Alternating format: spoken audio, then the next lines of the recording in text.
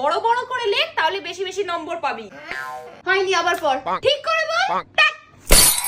কোথায় বকলাম তোকে? আমাদের স্যারেরা জানিস পিঠে চাল ফাটিয়ে দিত, তোকে কিচ্ছু বললে এখন কাঁদতে আরম্ভ করিস। আজ চোখ মোচ, চোখ মোচ। মেরেছি তোকে আমি, কাঁদছিস কেন? চোখ মোচ, জোরে জোরে পড়, জোরে জোরে পড়, আমি যাতে শুনতে পাই।